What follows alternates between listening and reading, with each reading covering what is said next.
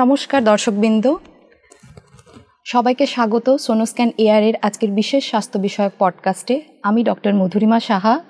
আজকের আমাদের আলোচ্য বিষয় বিশেষ স্নায়ুরোগ, যা পার্কিনসনিজম ডিজিজ। আজকে আমাদের সাথে রয়েছেন বিশিষ্ট নিউরোলজিস্ট ডক্টর অম্লান কুসুম দত্ত। স্যার, চলুন আমরা শুরু করি পার্কিনসনিজম ডিজিজ নিয়ে। পার্কিনসনিজম ডিজিজ আসলে কি? সবার প্রথমে ধন্যবাদ এই সুযোগ দেওয়া, পার্কিনসনের মতো এত একটা গুরুত্বপূর্ণ রোগ নিয়ে আলোচনা করার জন্য, সচেতনতা জাগানোর জন্য। তো পার্কিনসন্স ডিজিজ হলো একটি ব্রেনের অসুখ, একটা বিশেষ ধরনের অসুখ যেটাকে আমরা নিউরো ডিজেনারেটিভ অসুখ বলে থাকি, যেটাতে ব্রেনের কিছু কিছু অংশে কিছু বিশেষ স্নায়ুর আস্তে আস্তে সেই স্নায়ুগুলো ক্ষতি হতে থাকে। বিশেষ করে সেই স্নায়ুগুলো যেখান থেকে ডোপামিন নামক একটি কেমিক্যাল সেখান থেকে উৎপাদন হয়। তো এই ডোপামিনের অভাবে শরীরের বিভিন্ন রকম সিমটম হয়, বোথ শারীরিক সিমটম এবং কিছু মানসিক সিমটম, যেটাকে আমরা ভাগ করি মোটর এবং নন মোটর সিমটম বলে। এবং এই রোগটা সাধারণত একটা পার্টিকুলার বয়সের পরেই হয়, 50 ইয়ার্স বা তার বেশি বয়সেই হয়। কিন্তু অনেক ক্ষেত্রেই আমরা দেখে থাকি কিছু কিছু ক্ষেত্রে যে এই রোগটা তার কমেও শুরু হচ্ছে, সেই 50 বছরের অল্পেও রোগটা শুরু হচ্ছে, যেটাকে আমরা ইয়াং অনসেট পার্কিনসন বলে থাকি। তাহলে স্যার, রোগীর মধ্যে যে এই রোগ দেখা যায়, এরকম একটা উদাহরণ দিয়ে যদি আমাদের বোঝান যে এই রোগের উপসর্গগুলো কি কি? ঠিক, পার্কিনসন এতটাই কমন একটা অসুখ, যেটা ধরুন আজ থেকে 30 বছর আগে 1990 সালে এটার ইনসিডেন্স বা প্রিভ্যালেন্স ছিল সারা পৃথিবীতে অ্যারাউন্ড 2.8 to 3 মিলিয়ন। সেটাই আজকের দিনে 2020 পরের ফিগার যেটা বেরিয়েছে, সেটার ইনসিডেন্স ক্লোজ টু 30 মিলিয়ন। তো এটার ইনসিডেন্স প্রায় 10 টাইমস বেড়ে গেছে। তো অ্যাজ আ নিউরোলজিস্ট আমি বা আমার যে কোনো নিউরোলজিস্ট কলিগরা দিনে তাদের ডেলি প্র্যাকটিসে প্রত্যেক দিন 1 থেকে 2 জন পার্কিনসন রোগীকে, অনেক ক্ষেত্রে তার বেশি পার্কিনসন রোগীও দেখে থাকে। তো কমনলি যেটা আমরা দেখি, একজন বয়স্ক ভদ্রলোক 50+, 55-60 এজে, সে দরজা দিয়ে আস্তে আস্তে ঢুকছে। অনেক ক্ষেত্রে সে দরজাটাকে নিজে খুলতে পারে না, তার যে কেয়ারটেকারকে সাথে থাকতে হয় সে দরজাটা খুলে দেয়। তারপরে একটা বয়স্ক লোক সামনে ঝুঁকে পড়েছে, তার দুটো হাত কি একটা হাত তার এরকম করে কাঁপছে, এবং সে আস্তে আস্তে অল্প অল্প স্টেপে পা ফেলে পা ঘষে আমাদের কাছে আসে। এবং তার সাথে যখন আমরা তার মুখের দিকে তাকাই, তখন তার মুখে একটা এক্সপ্রেশনলেস একটা ফিচার থাকে, যেটাকে আমরা মাস্ট ফেসিস বলে থাকি, হাইপোমিমিয়া বলে বা মাস্ট ফেসিস বলা হয়। মুখে একটা এক্সপ্রেশনের একটা অভাব। নর্মালি যেটা আমরা মোটামুটি মিনিটে 15 থেকে 20 বার যে আমাদের একটা আই ব্লিঙ্কিং হয়, নর্মালি সেটা তাদের হয় না। তাদের একটা ব্ল্যাঙ্ক স্টেয়ারিং একটা লুক থাকে। তাদের সাথে যখন আমরা কথা বলতে যাই, তাদেরকে নাম জিজ্ঞেস করি, বয়স জিজ্ঞেস করি, তারা নাম বয়সটা ঠিকমতো বলতে পারে, কিন্তু খুব ধীরে ধীরে বলে, খুব তাদের গলার স্বরটা খুব আস্তে হয়ে যায়। তো এই যে পার্কিনসনের যে ফিচারগুলো, এগুলোকে আমরা ক্লাসিক্যালি দুটো ভাগে ভাগ করি। একটাকে বলা হয় মোটর ফিচার্স, যার মধ্যে 4টে প্রধান তার উপসর্গ থাকে। নাম্বার 1 যেটা সাথে সাধারণ মানুষ অনেকেই পরিচিত, সেটা ট্রেমার, অর্থাৎ কম্পন। ট্রেমার নিয়ে আমি দুটো কথা বলতে চাই, কয়েকটা কথা। সেটা সমস্ত ট্রেমারই পার্কিনসনিয়ান ট্রেমার না। অর্থাৎ অনেক ক্ষেত্রেই ইয়াং এজে অনেক পেশেন্টদের আমাদের কাছে আসে, যারা হাত কাঁপা নিয়েই আমাদের কাছে আসে। তারা দুটো হাত কাঁপে, তারা যখন লিখতে যায় তখন কাঁপে, বা যারা যখন চা খেতে যায়, বাড়ির যারা গৃহবধূরা, তারা স্যার অনেক সময় দেখা যায় যে একটুতেই হাত কাঁপছে, তাহলে সেটাই পার্কিনসনিজম না। এক্স্যাক্টলি, যে not all tremor is not Parkinson. তো অনেক ক্ষেত্রে ফিজিওলজিক্যাল ট্রেমার হয়, যেখানে একটা মানুষ যদি অ্যাংজাইটিতে ভোগে, আশপাশে অনেক লোক আছে, পরীক্ষা এগিয়ে এসছে, সে লিখতে গেলে তার হাত কাঁপে বা এমনিই তার হাত কাঁপছে, তো সেইটা ইজ নট পার্কিনসনিয়ান ট্রেমার। সেটা অনেক ক্ষেত্রেই সেগুলো কিছু কিছু জেনেটিক ট্রেমার হয়, এসেনশিয়াল ট্রেমার বলে সেটাকে। কিছু কিছু ক্ষেত্রে কিছু ওষুধের সাইড এফেক্ট হয়, যেমন কিনা যারা অ্যাজমা বা সিওপিডি পেশেন্ট, যারা ইনহেলার্স নেয়, অনেক রকম ওষুধ নেয় সিওপিডিতে, যার জন্য হাত কাঁপতে পারে, অ্যাংজাইটিতে হাত কাঁপতে পারে। পার্কিনসনিয়ান ট্রেমারের যেটা বৈশিষ্ট্য, সেটাকে বলা হয় রেস্ট ট্রেমার, অর্থাৎ মানুষ কোনো কাজ না করলে, চুপচাপ বসে থাকলে, একভাবে ধরো বা বসে আছে, তখন আমরা দেখি যে তাদের হাতটা ক্রমশ কাঁপছে। ইউজুয়ালি তাদের মুভমেন্টটাকে ডেসক্রাইব করার জন্য ইংরেজিতে বলা হয় পিল রোলিং ট্রেমার, অর্থাৎ মনে হচ্ছে যেন হাতের দুটো আঙ্গুলের ফাঁকে একটা রুদ্রাক্ষর মালা নিয়ে এসে সারাক্ষণ এরম করছে। কিছু বছর আগে একটা সিনেমা এসেছিল, আমি উদাহরণ দিচ্ছি, অমিতাভ বচ্চনের সরকার বলে। সেখানে সরকারের যে প্রধান যে ক্যারেক্টারটা যে ছিল, সে অনেক ক্ষেত্রেই হাতের আঙ্গুলের ফাঁকে এরম রুদ্রাক্ষর মালা লিখে রাখতেন এরম করে। তো এই ধরনের পেশেন্টদেরও দেখে মনে হয় যে তাদের দুই আঙ্গুলের ফাঁকে একটা কিছু ওরম রাখা আছে এবং সেটা সারাক্ষণ এরম করে রোল করছে, যেটাকে বলা হয় পিল রোলিং ট্রেমার। এবং এই ট্রেমারটা ক্লাসিক্যালি রেস্ট পজিশানে থাকে, যখন কোনো কাজ করে না, অ্যাক্টিভিটি করে না তখন থাকে। কাজ করতে গেলে অনেক সময় দেখা যায় যে ট্রেমারটা যখন সে হাত বাড়িয়ে গ্লাসটাকে ধরতে যাচ্ছে, তখন আবার ট্রেমারটা দেখা যায় যে কমে যাচ্ছে। রেস্টে এই জিনিসটা ম্যাক্সিমাম থাকে। ট্রেমার ছাড়া আরেকটা যেটা ইম্পর্টেন্ট সিমটম, সেটা হচ্ছে রিজিডিটি, অর্থাৎ আড়ষ্টতা, মাংসপেশি শক্ত হয়ে যাওয়া, মুভমেন্ট হচ্ছে ডিফিকাল্টি হয়, হাত পা শক্ত হয়ে যায়, যেটাকে আমরা রিজিডিটি বলে থাকি। থার্ড হচ্ছে ব্র্যাডিকাইনেশিয়া। ব্র্যাডিকাইনেশিয়া অর্থাৎ কাজ করার গতি কমে আসা, কাজটা ধীরে গতিতে করা, চেয়ারে বসা, চেয়ার থেকে ওঠা, বিছানায় এপাশ থেকে ওপাশ ফেরা, কথা বুঝে সেটাকে ইমিডিয়েটলি রিপ্লাই করা, এই ক্ষমতাগুলো আস্তে আস্তে চলে যেতে থাকে, গতির অভাব হয়। এটাকে বাড়ির লোকজন যারা পেশেন্টের কেয়ারটেকার অনেক ক্ষেত্রেই মিসইন্টারপ্রেট করে দুর্বলতা হিসেবে। তারা পেশেন্টরা অনেকেই আমাদের কাছে এসে বলে ডাক্তারবাবু খুব দুর্বল হয়ে পড়েছে, but actually this is not weakness. এটার জন্য একটা বিশেষ কথা আছে, ব্র্যাডিকাইনেশিয়া, যেটা হচ্ছে ওই ডোপামিন নামক কেমিক্যালটার অভাবে আমাদের যে মানে মাসেল মুভমেন্ট, যেটা আমরা কোনো একটা কাজ যখন করতে যাচ্ছি, সেই কাজটা করার আগে হচ্ছে সেটাকে আমরা মনে মনে আগে কল্পনা করি, আগে আমরা সেই কাজটার প্ল্যানিং করি যে আমি এই গ্লাসটা ধরবো, এই গ্লাসটা ধরে আমি তুলে হচ্ছে মুখে নেব, চাটা খাবো, এক সিপ নেবো, তারপরে আবার রাখবো। এই কাজটা করার আগে হচ্ছে আমাদের ব্রেনে যেটা মানে ফ্রন্টাল লোব বা প্রিফ্রন্টাল কর্টেক্স বলে একটা জায়গা আছে, সেখানে অলরেডি সেটার ভাবনা চিন্তা হয়ে যায়। তারপরে হচ্ছে সেই ভাবনা চিন্তাটা ট্রান্সলেট হয় মোটর অ্যাকশানের মাধ্যমে বেজাল গ্যাংলিয়া বলে একটা জায়গাতে ব্রেনে, যেটাতে হচ্ছে মাসেল মুভমেন্ট এবং এই মানে মাংসপেশির মুভমেন্টটাকে নিয়ন্ত্রণ করে। তো এই ক্ষমতাটা হচ্ছে মানে ব্রেনে পর্যাপ্ত মানে ঠিকমতো থাকার জন্যে ব্রেনে পর্যাপ্ত পরিমাণে ডোপামিন থাকা খুব জরুরি। তো ডোপামিনের অভাবে হচ্ছে এই মানে মোটর অ্যাকশানটা যে মানে এক্সিকিউট হচ্ছে, সেই অ্যাকশানটাতে ডিলে হয়। এই ডিলেটাকেই হচ্ছে মানে বহিঃপ্রকাশ পায় ওই ব্র্যাডিকাইনেশিয়া বা গতি কমে যাওয়ার মানে উপসর্গ দিয়ে। আর লাস্টলি যেটা মোটর সিমটম খুব ইম্পর্টেন্ট। তাহলে গতি এরকম যদি দেখা যাচ্ছে 50-এর পরে কারো এরকম দেখা যাচ্ছে ঘরে গতি কমছে, তাহলে প্রথমে কি ডাক্তারের পরামর্শে আসা উচিত? অবশ্যই অবশ্যই। গতি কমে যাওয়া, তারপর হচ্ছে এই যে আড়ষ্টতা হওয়া, ঠিকমতো প্রথমেই এদিক ওদিক না গিয়ে তাহলে সঠিক জায়গায় নিউরোলজিস্টের কাছে।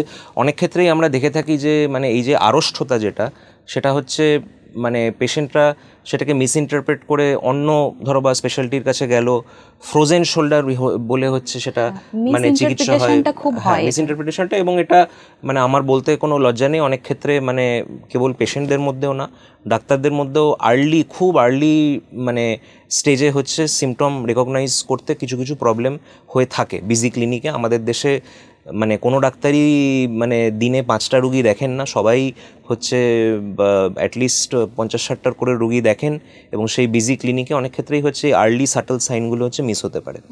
আর লাস্টলি যেটা বলছিলাম, যেটা হচ্ছে পশ্চারাল ইনস্টেবিলিটি বলা হয়, অর্থাৎ ভারসাম্য হারিয়ে ফেলা, শরীরের আমাদের যে পশ্চার নিয়ন্ত্রণ করার, ব্যালেন্স মেনটেন করার যে ক্ষমতাটা, সেটা হারিয়ে যায়।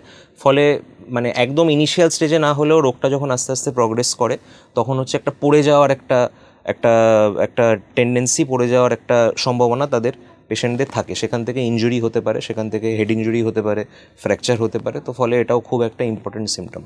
তো এটা গেল হচ্ছে মোটর সিমটম। তো যেটা বোঝা জরুরি সেটা হচ্ছে পার্কিনসন কেবল মানে ব্রেনের অসুখ না, এটা হচ্ছে মানে শরীরের অন্যান্য জায়গাকেও হচ্ছে ইনভলভ করে, যেগুলোকে হচ্ছে আমরা বলে থাকি নন মোটর সিমটম। তো সেই নন মোটর সিমটমগুলো কী কী? খুব আর্লি স্টেজে দেখা যায় পার্কিনসন রোগীদের একটা সিমটম হয়, যেটা হচ্ছে হাতের লেখা ছোট হয়ে আসে, যেটাকে হচ্ছে আমরা বলি মাইক্রোগ্রাফিয়া। তাদের হাতের লেখাটা ক্রমশ হচ্ছে ছোট হয়ে যায়। অনেক ক্ষেত্রে হাত কাঁপার আগেও হচ্ছে এই জিনিসটা নোটিসড হয়। ব্যাংকে সিগনেচার মেলে না, ব্যাংকে গিয়ে হচ্ছে টাকা তুলতে অসুবিধা হচ্ছে, কেননা তার সিগনেচার মিলছে না, হাতের লেখাটা ইলিজিবল হয়ে গেছে, খুব ছোট হয়ে গেছে, মাইক্রোগ্রাফিয়া বলা হয়। এছাড়াও হচ্ছে নাকে গন্ধ পাওয়ার অসুবিধা, যেটাকে অ্যানসমিয়া বলা হয়। এই জিনিসটাও অনেক ক্ষেত্রে পার্কিনসনের যেগুলো মোটর সিমটম, সেগুলো শুরু হওয়ার 8 বছর 10 বছর আগের থেকে এই সিমটমগুলো শুরু হয়। ঘুমের অসুবিধা, যেটাকে বলা হয় রেম স্লিপ বিহেভিয়ারাল ডিসঅর্ডার, অর্থাৎ আমাদের যে স্লিপ সাইকেল যেটা আছে সেটাকে দুটো ভাগে ভাগ করা হয়। একটা non rapid eye movement NREM sleep, একটা হয় রেম স্লিপ, যেটা around rapid eye movement sleep, যেটা অ্যারাউন্ড হচ্ছে ঘুমিয়ে পড়ার 45 to 90 মিনিটস পরে এই রেম ফেজটা শুরু হয়। তো এই ফেজে সমস্যা অনেক ক্ষেত্রেই, যেটা মানে পেশেন্টের যে বেড পার্টনার, এই হিস্ট্রিটা আমরা পেশেন্টের থেকে পাই না, পেশেন্টের একমাত্র যে বেড পার্টনার সেই বলতে পারে।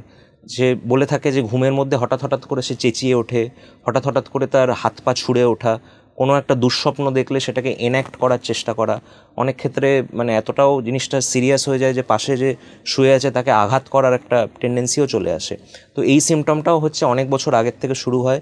এছাড়াও হচ্ছে কিছু মানে কিছু মানে যেটাকে আমরা বলি জ্ঞানীয় ক্ষমতা বা কগনিটিভ সিমটম, অর্থাৎ মানে স্মৃতিশক্তি আস্তে আস্তে হচ্ছে কমে আসা, মনোযোগের ক্ষমতা আস্তে আস্তে হচ্ছে কমে যাওয়া, জাজমেন্ট বিচার ক্ষমতা, লজিক্যাল থিঙ্কিং, যেটা হচ্ছে মানে যুক্তি দিয়ে কোনো একটা মানে বিষয় বা কোনো একটা জিনিসকে বিশ্লেষণ করা, কোনো একটা কঠিন সমস্যা সেটাকে মনে মনে সেটাকে ব্যাখ্যা করে সেটার সমাধান গ্রহণ করার যে ক্ষমতাটা, প্রবলেম সলভিং যে ক্ষমতাটা,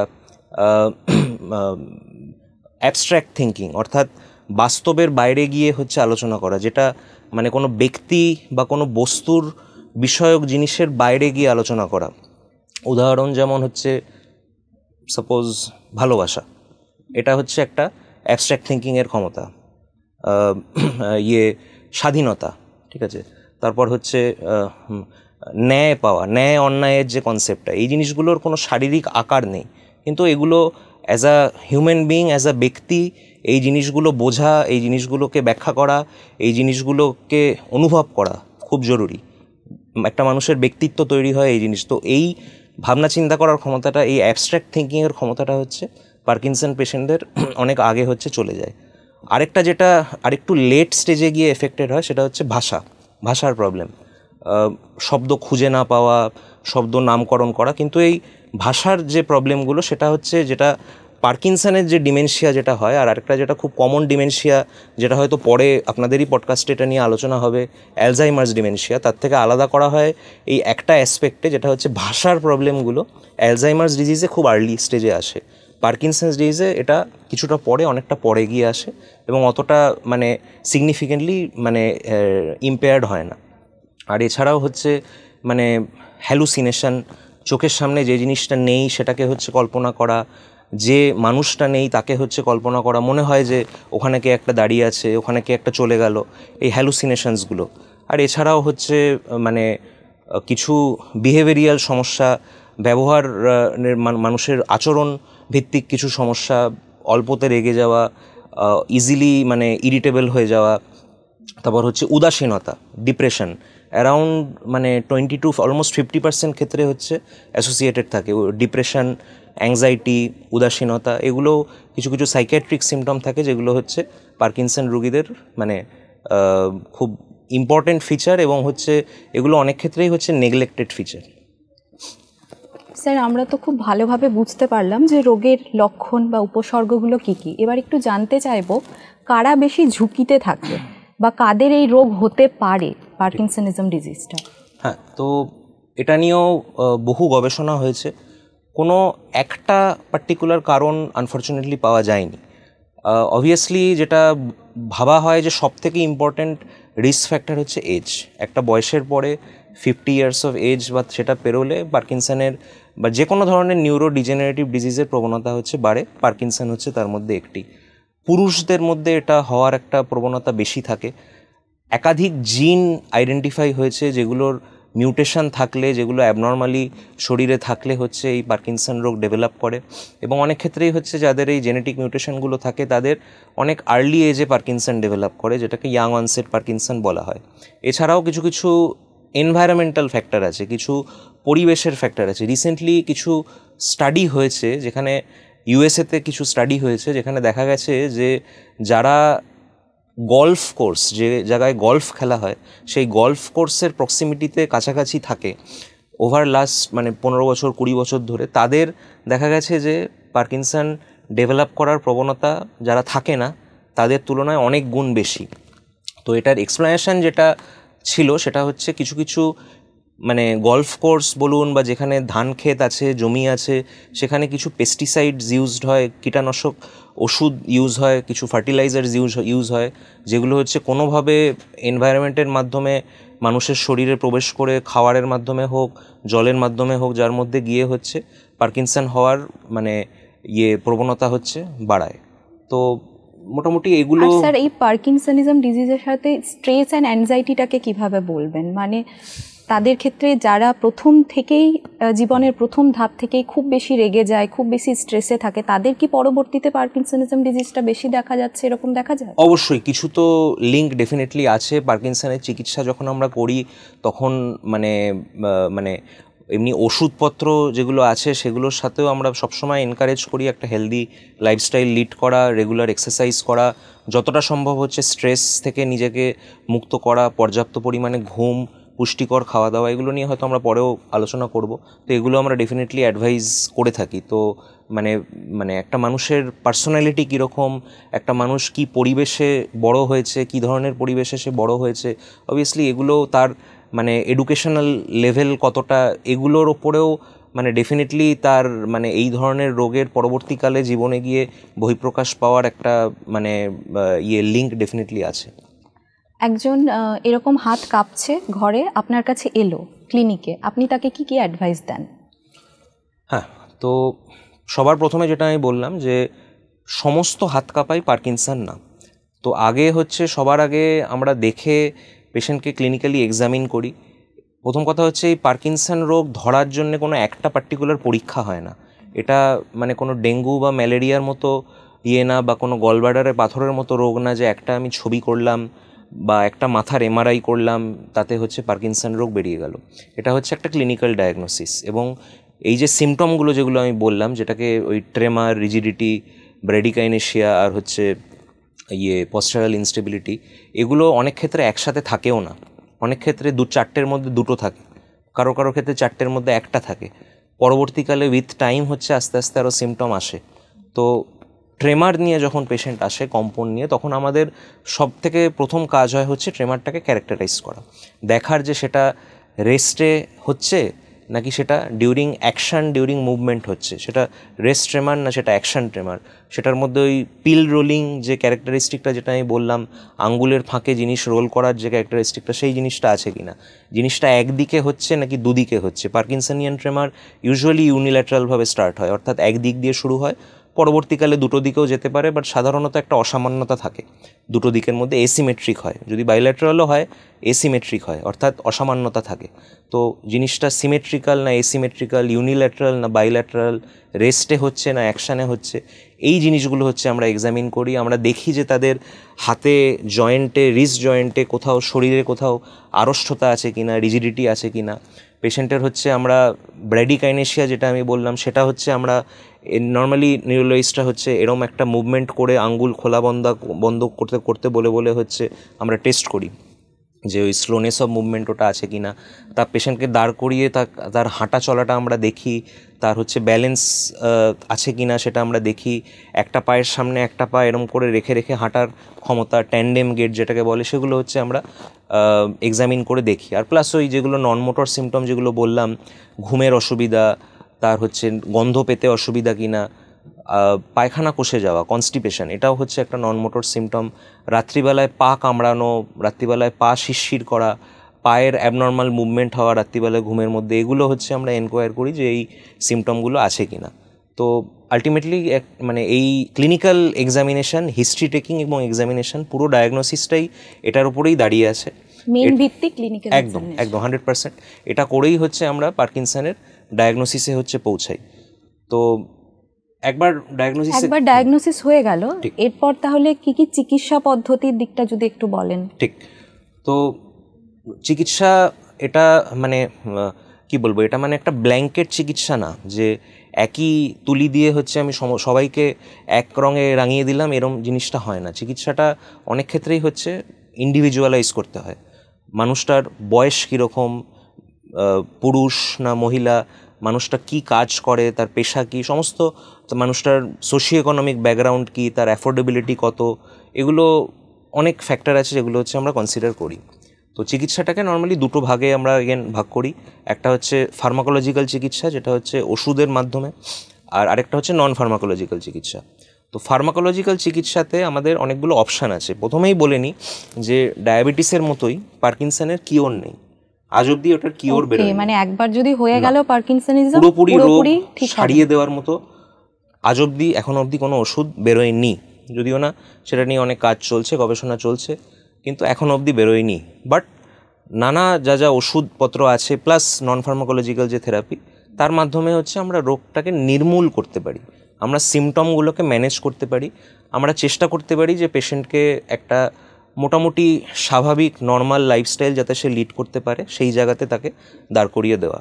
তো কী আমাদের কাছে অপশান আছে, যেটা প্রথমেই বললাম, এই রোগটার মূলই হচ্ছে যে ডোপামিনের অভাব।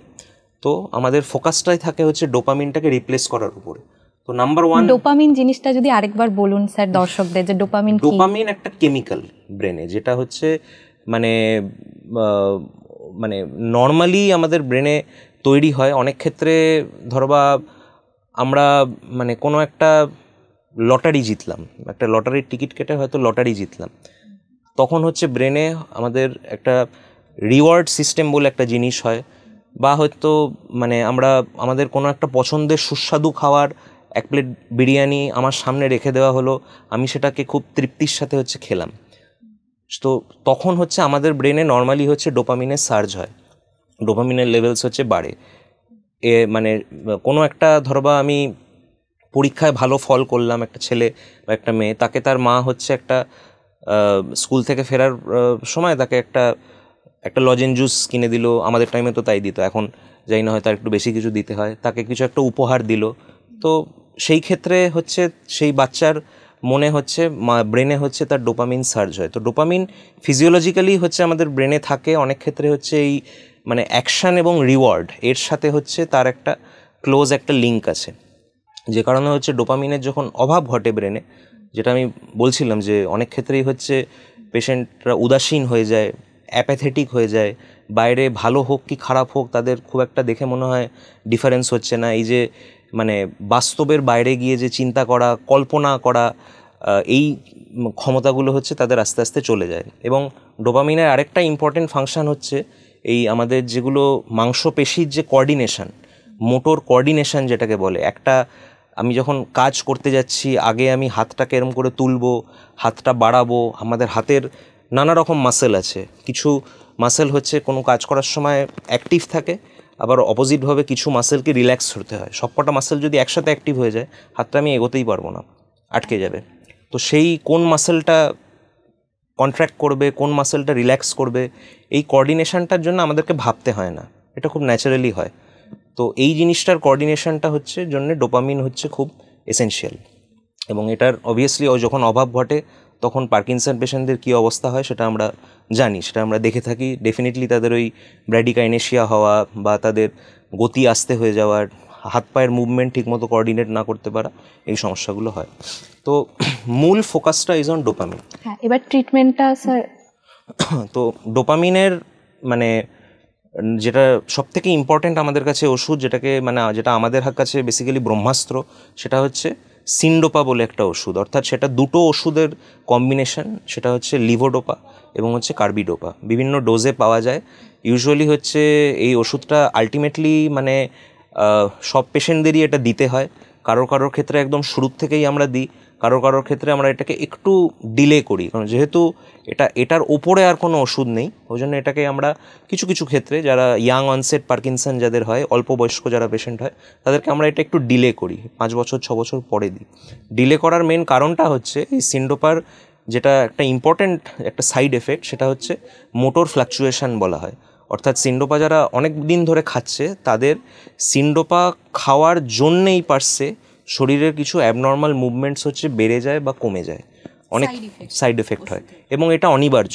এটা যেভাবে সিন্ডোপা কাজ করে সেই একইভাবে হচ্ছে সিন্ডোপার এই কমপ্লিকেশানগুলো, যেটাকে মোটর ফ্লাকচুয়েশনস বলে, অন অ্যান্ড অফ ফেনোমেনন বলে। অন অর্থাৎ ওষুধটা যখন কাজ করছে তখন পেশেন্ট খুব ভালো, নর্মালি এই ওষুধের অ্যাকশানটা 4 থেকে 6 ঘন্টা থাকে, আস্তে আস্তে উইথ টাইম হচ্ছে অ্যাকশান কমতে থাকে, 1-1.5 ঘন্টা বা 2 ঘন্টা পরেই হচ্ছে আবার অ্যাকশান অফ হয়ে যায়, আবার পেশেন্ট হচ্ছে যে জায়গায় সেই জায়গাতেই ফিরে যায়। তো এই জিনিসগুলো উইথ টাইম 5 বছর 10 বছর পরে এটা আস্তে আস্তে হয়েই যায়। তো আমরা চেষ্টা করি যে যারা ইয়াং পেশেন্ট আছে তাদের ক্ষেত্রে আমরা এটা একটু দেরি করে ইনিশিয়েট করি।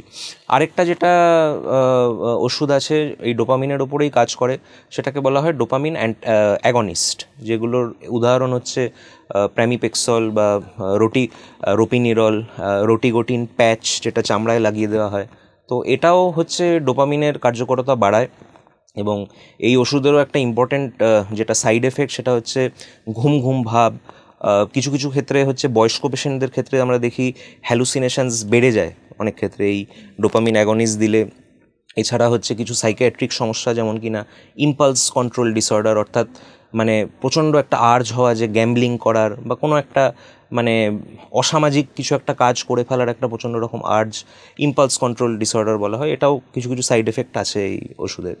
এছাড়া আরও কিছু কিছু ওষুধ আছে যেগুলো হচ্ছে ডোপামিনের বা ওই লিভোডোপা যেটা, সেটার অ্যাকশানটাকে দীর্ঘকারী করে বা অ্যাকশানটাকে আরও হচ্ছে অ্যাকশানের ডিউরেশনটাকে আরও বাড়িয়ে দেয়। তার মধ্যে একটা হচ্ছে মাও-বি ইনহিবিটর। মাও অর্থাৎ মোনোঅ্যামাইন অক্সিডেজ বলে একটা এনজাইম যেটা ব্রেনে থাকে, যেটা হচ্ছে ডোপামিনকে ভেঙে দেয়। তো সেই এনজাইমটাকে ইনহিবিট করে বা এনজাইমটাকে হচ্ছে ইনঅ্যাক্টিভেট করে ডোপামিনের অ্যাকশানটাকে হচ্ছে আরেকটু দীর্ঘ আয়ু করা হয়, আরেকটু হচ্ছে বাড়ানো হয়। এর উদাহরণ হচ্ছে র্যাসাজেলিন, সেলেজেলিন বলে কিছু ওষুধ, এবং ইউজুয়ালি এই ওষুধগুলো হচ্ছে আমরা আর্লি স্টেজে ইউজ করি, যারা ইয়াং অনসেট পার্কিনসন তাদেরকে হচ্ছে আমরা ইউজ করি। এছাড়া আরেকটা ক্যাটেগরির ওষুধ আছে হচ্ছে সিওএমটি ইনহিবিটার। এই সিওএমটি ইনহিবিটার যেমন টলকাপন, এন্টেকাপন, এই ওষুধগুলো হচ্ছে আমরা, এটাও হচ্ছে ওই পার্কিনসনের এই দীর্ঘকারিতা বাড়ায়, লিভোডোপার দীর্ঘকারিতা বাড়ায়। লিভোডোপাটাকে ব্রেনের বাইরে যে এনজাইমটা ব্রেকডাউন করে, সেই এনজাইমটাকে হচ্ছে ইনহিবিট করে। তো এই ওষুধটা হচ্ছে আমরা ইউজুয়ালি একটু অ্যাডভান্স স্টেজে ইউজ করি। অ্যামান্টাডিন বলে একটা ওষুধ আছে, যেটা ইউজুয়ালি ওই যেটা আমি বললাম ডিসকাইনেশিয়া, অর্থাৎ ওষুধ লিভোডোপা খাওয়ার জন্য যে সাইড এফেক্টগুলো যেগুলো হয় সেগুলোকে ট্রিট করার জন্য আমরা অনেক ক্ষেত্রে ওই অ্যামান্টাডিন ওষুধটাকে ইউজ করি। আর লাস্টলি আরেকটা ক্যাটেগরির অফ ওষুধ আছে যেটাকে বলা হয় অ্যান্টিকোলিনার্জিক্স, যেটারকে প্যাসিটেন নামে অনেক ক্ষেত্রে হচ্ছে পাওয়া যায়, ট্রাইহেক্সফেনিডিল বলা হয়, ব্র্যান্ড নেম প্যাসিটেন। তো এই ওষুধটা হচ্ছে আমরা ইউজুয়ালি তরুণ বয়সের পার্কিনসনদের ইউজ করি ট্রেমার অর্থাৎ কম্পন নিয়ন্ত্রণ করার জন্যে। ওল্ড এজে ইউজুয়ালি হচ্ছে এই ওষুধটা একটু কমই ব্যবহার হয়, কারণ এটার জন্যও হচ্ছে স্মৃতিশক্তির ব্যাঘাত ঘটা, ঘুম ঘুম ভাব, পেচ্ছাপের সমস্যা এগুলো হচ্ছে হতে পারে। তাহলে স্যার এতগুলো ওষুধ আমরা শুনলাম, কিন্তু একটা জিনিস যেটা মাথায় আসছে সেটা হচ্ছে যে এই ওষুধগুলো প্রত্যেকটারই সাইড ইফেক্ট আছে, এবং বাড়ির লোককে খুব সচেতন হতে হবে পার্কিনসনিজম ডিজিজ এবং সেই রুগীকে নিয়ে। কেয়ার গিভারের খুব একটা বিশেষ রোল আছে এখানে, কারণ সেটা না হলে এই সাইড ইফেক্টগুলোকে বোঝা এবং সেটা ঠিক ঠিক সময়ে তার কেয়ার দেওয়া অথবা ডাক্তারের কাছে নিয়ে আসা, তার জন্য কেয়ার গিভারের রোলটা খুব একদম। এবং এই ওষুধগুলো মাল্টিপল টাইমস খেতে হয়, দিনে মাল্টিপল টাইমস খেতে হয়। এগুলো খাওয়ার নিয়ম আছে, খাওয়ার আগে না পরে। যেমন লিভোডোপা যে ওষুধটা, সিন্ডোপা, এটা ইউজুয়ালি হচ্ছে আমরা খাওয়ার আগে খেতে বলি, মানে এটা ওষুধটা খাওয়ার পরে ইউজুয়ালি প্রোটিন রিচ খাওয়ার খেতে বারণ করা হয়, কেননা লিভোডোপা ইটসেলফ হচ্ছে একটা প্রোটিন। সেটা যদি আমি মাছ বা মাংস জাতীয় মিলের সাথে যদি বেশি খাই তাহলে পেটে অ্যাবজর্পশনের একটা প্রবলেম হয়। তো এগুলো খাওয়ারও অনেক নিয়ম আছে। আর আরেকটা যেটা আমি বলতে চাই যে ফার্মাকোলজিক্যাল মানে থেরাপি ছাড়াও কিছু সার্জিক্যাল থেরাপি আছে। একটা সার্জিক্যাল থেরাপি যেটা এখন মানে খুব উঠে এসছে। এখন মানে বিদেশে এটা 10-15 বছর ধরেই চেষ্টা হচ্ছে, আমাদের দেশে এখন সেটাকে বলা হয় deep brain stimulation therapy. Deep brain stimulation থেরাপিতে মানে ইউজুয়ালি মানে কিছু ক্রাইটেরিয়া আছে, কাদের সব পেশেন্টের এটা করা যায় না। ইউজুয়ালি যাদের রোগটা অলরেডি 5 থেকে 10 বছর অ্যাটলিস্ট আছে, যাদের পার্কিনসন ডায়াগনোসিস নিয়ে কোনো ডাউট নেই, যাদের একদম টিপিক্যাল ক্লাসিক্যাল পার্কিনসনিজম, যাদের অ্যাটলিস্ট 50 বছর বয়স, যাদের খুব বেশি কগনিটিভ অর্থাৎ জ্ঞানীয় বা কিছু সাইকিয়াট্রিক সমস্যা যাদের খুব বেশি নেই, যাদের হয়ে যায়নি, যাদের ডিমেনশিয়া, পার্কিনসন ডিমেনশিয়া যেটা বলে, যাদের এই ডিমেনশিয়া খুব বেশি হয়নি, এবং যাদের হচ্ছে মানে হাত কাঁপা, ট্রেমার বা রিজিডিটি, আড়ষ্টতা বা ওই ডোপামিন নিলে যে ডিসকাইনেশিয়া যেগুলো হয়, তাদের যাদের এই সিমটমগুলো বেশি, তাদের জন্য হচ্ছে খুব মানে উপকার হয় এই ডিবিএস থেরাপি। ডিবিএসে বেসিক্যালি ব্রেনের কিছু কিছু নির্দিষ্ট জায়গা আছে যেটা হচ্ছে বাইরে থেকে ম্যাপিং করে, সাবথ্যালামিক নিউক্লিয়াস বলা হয় বা গ্লোবাস প্যারিডাস বলা হয়, এই জায়গাতে হচ্ছে কিছু ইলেকট্রোড বসানো হয়। আর শরীরের বাইরে একটা যন্ত্র থাকে ব্যাটারির মতো, যেটার মাধ্যমে হচ্ছে ইলেকট্রিক্যাল সিগন্যালস পাঠানো হয়। এইটার মাধ্যমে হচ্ছে এই ট্রেমার, রিজিডিটি বা হচ্ছে ওই ডিসকাইনেশিয়া, এই সিমটমগুলো অনেক ক্ষেত্রেই হচ্ছে কন্ট্রোল থাকে। যেটা কন্ট্রোল এখনও অবধি দেখা গেছে হয় না ভালো মতো, সেটা হচ্ছে ভারসাম্যতা, পশ্চারের ব্যালেন্সের যে প্রবলেমটা, এটা খুব একটা ইমপ্রুভ করে না এই ডিবিএসের মাধ্যমে। বাট এই সার্জারিটা কি এখানে হয়? এই সার্জারি কলকাতায় কিছু কিছু ইনস্টিটিউট আছে যেখানে হচ্ছে সেগুলো মূলত বেসরকারি ইনস্টিটিউট। সরকারি ইনস্টিটিউটও একটা জায়গা দুটো জায়গা আছে যেখানে হচ্ছে এই জিনিস শুরু হয়েছে। এটার কিছু কিছু মানে অবভিয়াসলি এটা একটা মানে টেকনিক্যালি চ্যালেঞ্জিং একটা প্রসিডিওর। খালি নিউরোলজিস্ট থাকলে হয় না, নিউরোসার্জেনকে দরকার হয়, রেডিওলজিস্টের প্রয়োজন পড়ে, আরও একটা পুরো টিমের প্রয়োজন পড়ে, এবং হচ্ছে খরচাটাও একটা ফ্যাক্টর হয় এগুলো। বাট এই চিকিৎসাটার অপশান এখন কলকাতায় হয়েছে এটা। স্যার, এতগুলো তো ট্রিটমেন্ট প্রোটোকল জানলাম, যে এই সার্জারি, হ্যাঁ এত কিছু জানলাম।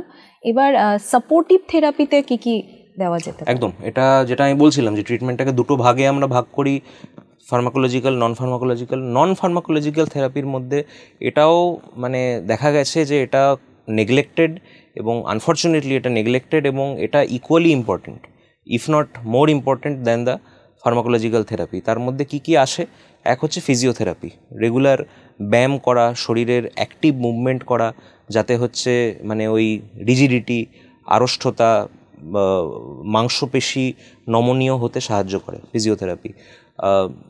তার মধ্যে সুইমিং আসে। সুইমিং একটা ইম্পর্ট্যান্ট অ্যাক্টিভিটি যেটাতে দেখা গেছে যে এই সিমটমগুলো হচ্ছে ইমপ্রুভ করে। অকুপেশনাল থেরাপি, অর্থাৎ একটা মানুষের দৈনন্দিন জীবনে যে কাজগুলো করতে অসুবিধা, সেগুলোতে হচ্ছে তাকে হেল্প করা। যেমন কিনা নিজে নিজে খাওয়া, নিজে নিজের জামা কাপড় পরা, নিজের জামাটা নিজে ভাঁজ করা, নিজের চুলটা নিজে আঁচড়ানো, নিজের পারলে দাড়িটা নিজে কামানো, এই ক্ষমতাগুলো পার্কিনসন পেশেন্টদের আস্তে আস্তে চলে যায়। তো এইটা নিয়ে তাদেরকে হচ্ছে ট্রেন করা। স্পিচ থেরাপি, অর্থাৎ পার্কিনসন রোগীদের ডিলেড স্টেজে যে কথাবার্তা বলার যে সমস্যাগুলো যেগুলো হয়, কথা অনেক সময় যেটা আমরা বলে থাকি পেটে আসছে মুখে আসছে না, ওয়ার্ড ফাইন্ডিং ডিফিকাল্টি, তারপর হচ্ছে গলার স্বর আস্তে আস্তে হচ্ছে আস্তে হয়ে যাওয়া, এই জিনিসগুলোকে হচ্ছে ট্রেনিংয়ের মাধ্যমে হচ্ছে এগুলো ইমপ্রুভ করা যেতে পারে। তো ডেফিনেটলি মানে ফিজিওথেরাপি, স্পিচ থেরাপি, এগুলোর হচ্ছে একটা ডেফিনিট ভূমিকা আছে। এবং এছাড়াও হচ্ছে তার যেগুলো সাইকিয়াট্রিক যেগুলো সমস্যা, যেমন উদাসীনতা, ডিপ্রেশন, অ্যাংজাইটি, এগুলোর থেকে মানে বেরিয়ে আসার জন্যে সামাজিকভাবে হচ্ছে তাকে বিভিন্ন অ্যাক্টিভিটি, গ্রুপ অ্যাক্টিভিটিতে হচ্ছে পার্টিসিপেট করা, বাড়ির মধ্যে বিভিন্ন ডিসিশন মেকিংয়ে হচ্ছে তাকে ইনভলভ করা, তাকে হচ্ছে তার সাথে আলোচনা করা, কিছু কগনিটিভ টাস্কস যেমন হচ্ছে মানে ছোট ছোট পাজলস দেওয়া, তারপর হচ্ছে যেগুলো ক্রসওয়ার্ডস হয় সেগুলো হচ্ছে তাকে দেওয়া, মস্তিষ্কটাকে যতটা সম্ভব মানে সচল রাখা, চলমান রাখা, সামাজিকভাবে হচ্ছে যতটা সম্ভব সামাজিক সক্রিয়তা বজায় রাখা, সমাজে বিভিন্ন অ্যাক্টিভিটিতে, গ্রুপ অ্যাক্টিভিটিতে পার্টিসিপেট করা, যাতে হচ্ছে সোশ্যাল আইসোলেশন ব্যাপারটা কমে, যাতে হচ্ছে ডিপ্রেশনটাকে আমরা, যেটা আইসোলেশন এবং হচ্ছে আমার যে একটা খুব খারাপ রোগ আছে যেটার কোনো কিওর নেই, এটার জন্যে যে মানসিকভাবে যে একটা মানুষ ভেঙে পড়ে, এই জিনিসটা থেকে তাকে আটকানোটা খুব জরুরি। ফলে মানে সোশ্যাল সাপোর্টটাও হচ্ছে বোথ মানে তার পরিবারের লোক অ্যাজ ওয়েল অ্যাজ তার কমিউনিটির লোক, সমাজের লোক, কেবল ডাক্তার না, বাকি সবার, তার আশপাশে যারা আছে, সাপোর্ট সিস্টেম যারা আছে, তাদের হচ্ছে মানুষটিকে হচ্ছে মানে ইমোশনালি এবং হচ্ছে সোশ্যালি সাপোর্ট করাটাও হচ্ছে খুব জরুরি। আরেকটা জিনিস আমি দর্শক বন্ধুদের জন্য বলতে চাই, এটা একটা স্বাস্থ্য বিষয়ক পডকাস্ট, তাই আমরা অনেক রকম ওষুধের আলোচনা করছি, কিন্তু কোনো ওষুধই কিন্তু বাইরে দোকান থেকে কিনে খাওয়া যাবে না। সঠিকভাবে সঠিক সময়ে ডাক্তারের পরামর্শে ওষুধ খাওয়াটা বাঞ্ছনীয়। তাহলে স্যার, ভবিষ্যতে কি কোনো আশা আছে যে পার্কিনসনিজম ডিজিজটাকে আমরা ঠিক করতে পারবো? না, অবশ্যই এটা নিয়ে বৈজ্ঞানিকরা, সায়েন্টিস্টরা সারা পৃথিবীতে এই নিয়ে গবেষণা করছে। 3টে জিনিস মানে ইমার্জিং থেরাপি আছে যেটা নিয়ে ট্রায়ালস চলছে, যেটা নিয়ে কাজ চলছে, যেটা হয়তো আজকে না হলেও 10 বছর পরে হয়তো এটা মানে এটা হয়তো সাধারণ মানুষের কাছে পৌঁছে যেতে পারে। তার মধ্যে একটা হচ্ছে জিন থেরাপি, অর্থাৎ কিছু কিছু বললাম এখনও অবধি প্রায় 100 কি তার উপরে জিন আইডেন্টিফাই হয়েছে, যেগুলো হচ্ছে মিউটেশন থাকলে এই পার্কিনসন রোগের সিমটম হয়। তো সেই জিনগুলোকে হচ্ছে আর্লি স্টেজে আইডেন্টিফাই করে সেগুলো হচ্ছে শরীরের মধ্যে রিপ্লেস করা, যাতে হচ্ছে মানে শরীরে, ব্রেনে যে ডোপামিন নামক যে কেমিক্যালটা যেটা তৈরি হতে পারে না, সেটা যাতে আবার ঠিকমতো তৈরি হয়। আরেকটা হচ্ছে স্টেম সেল থেরাপি, অর্থাৎ ব্রেনের যে স্নায়ু কোষগুলো, যেগুলো হচ্ছে যেখান থেকে ডোপামিন উৎপাদন হয়, সেই স্নায়ু কোষগুলো যখন আস্তে আস্তে নষ্ট হয়ে যাচ্ছে, সেগুলোকে হচ্ছে আবার রিপ্লেস করে দেওয়া। এটা একটা ইমার্জিং থেরাপি। আর থার্ডলি কিছু কিছু ওষুধ যেগুলোকে নিউরোপ্রোটেক্টিভ